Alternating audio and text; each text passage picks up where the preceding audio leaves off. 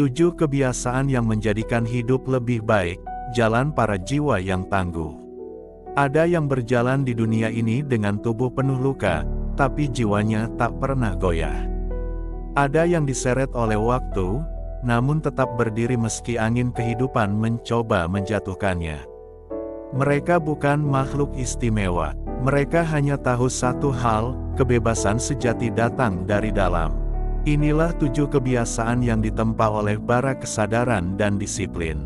Kebiasaan yang, bila kau tempuh, akan mengangkatmu dari penderitaan yang menggelapkan ke sebuah kedalaman batin di mana badai kehidupan hanya terdengar sebagai bisikan jauh.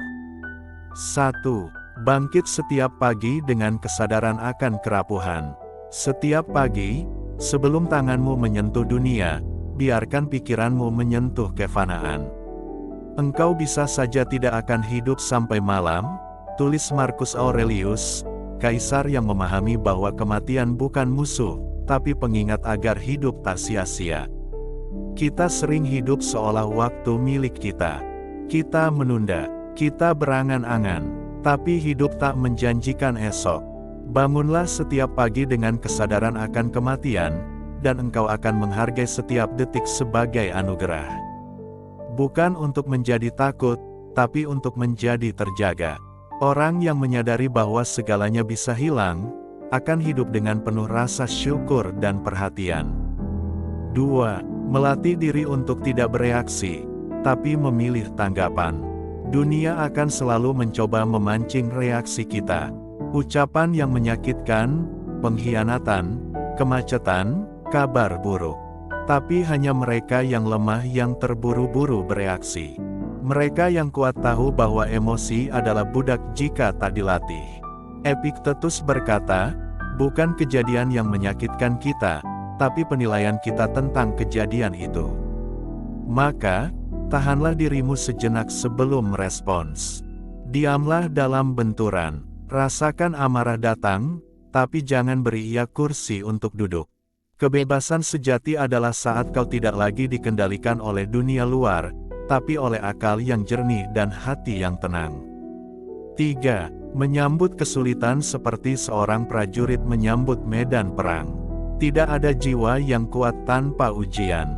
Kesulitan bukan rintangan, tapi jalan. Apa yang menghalangi jalan menjadi jalan itu sendiri, tulis sang kaisar filsuf. Itu bukan puisi. Itu adalah strategi hidup. Bila dunia memperlambatmu, hadapilah. Bila orang menyakitimu, terimalah sebagai latihan kesabaran. Bila kehilangan datang, jadikan itu peluang untuk melepas keterikatan. Setiap kesulitan adalah perapian yang menempa logam menjadi pedang. Engkau bukan pecundang yang menghindar dari luka. Engkau adalah penempuh jalan sunyi yang mengubah luka menjadi keteguhan. 4. Melakukan apa yang harus dilakukan, bukan apa yang diinginkan. Kebiasaan ini tak populer. Dunia sekarang memujamu untuk mengikuti hasrat, mendengar suara hati, dan mengejar kebahagiaan. Tapi kebahagiaan bukan tujuan. Ia adalah efek samping dari hidup yang dijalani dengan benar. Tanyakan pada dirimu, apa kewajibanku hari ini? Bukan apa yang ingin kulakukan, tapi apa yang harus kulakukan. Seperti Demetrius, sang bijak, yang berkata, orang bebas adalah orang yang tidak takut pada rasa sakit, tidak dikuasai oleh kesenangan, dan tidak dibelenggu oleh kebutuhan. Hidup yang dijalani dengan kehormatan, bukan kenikmatan, adalah hidup yang benar-benar bebas. Disiplin adalah bentuk cinta diri tertinggi. Karena kau tahu, menuruti hawa nafsu sesaat adalah bentuk pengkhianatan terhadap masa depanmu sendiri. 5. Mengurangi kebutuhan, menyederhanakan hidup. Kita diajarkan bahwa semakin banyak kita punya, semakin bahagia kita akan jadi. Tapi dunia yang lapar tak akan pernah kenyang. Kita mengejar lebih, dan kehilangan makna dalam prosesnya. Salah satu kebiasaan paling revolusioner adalah ini, belajar merasa cukup. Seneca, seorang bangsawan yang hidup dalam kemewahan namun mencicipi hidup. Miskin secara berkala, menulis orang yang puas dengan sedikit adalah orang yang paling kaya. Kau tak bisa dikendalikan oleh dunia jika dunia tak punya kuasa atas kebutuhanmu. Ketika keinginanmu sedikit, tidak ada yang bisa mengancammu. Kau jadi kebal terhadap manipulasi, terhadap ketamakan, terhadap kegelisahan. 6. Menguasai pikiran, melatih diri untuk melihat dengan jernih. Pikiran adalah medan perang. Di sanalah dunia dibentuk sebelum menjadi kenyataan. Mereka yang tidak menjaga pikirannya akan dikendalikan oleh narasi palsu, ketakutan, penyesalan, kecemburuan, keserakahan. Kebiasaan mengawasi pikiran adalah kebiasaan menyelamatkan jiwa. Duduklah dalam diam, amati pikiranmu. Jangan percaya pada semuanya. Jangan menilai dirimu berdasarkan emosi sesaat. Seperti kata Epictetus, ketika sesuatu di luar kendalimu terjadi, katakanlah, itu bukan urusanku. Jangan buang tenaga untuk hal-hal yang tak bisa kau kendalikan. Kendalikan dirimu, dan dunia tak punya kekuatan apapun atasmu.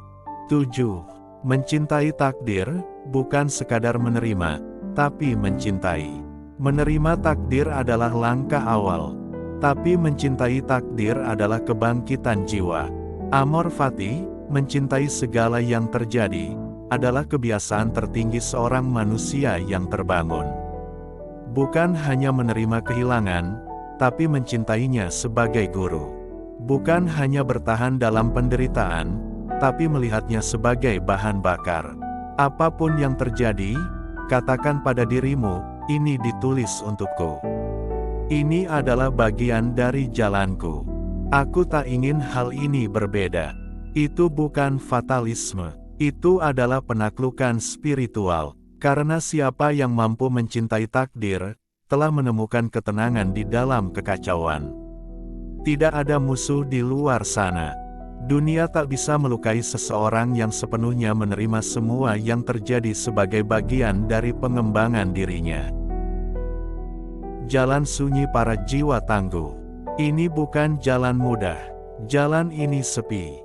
Dunia akan menertawakanmu karena kau tidak reaktif, karena kau tidak mengeluh, karena kau tidak terbakar oleh hasrat yang membakar semua orang.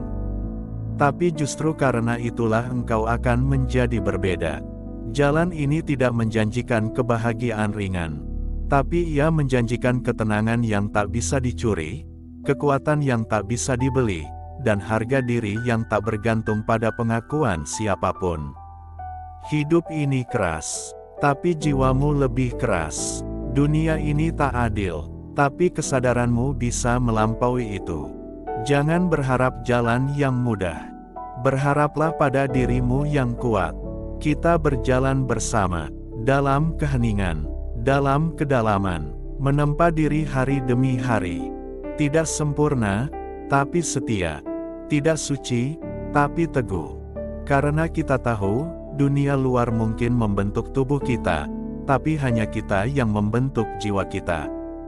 Dan pada akhirnya, jiwa itulah satu-satunya yang akan kita miliki.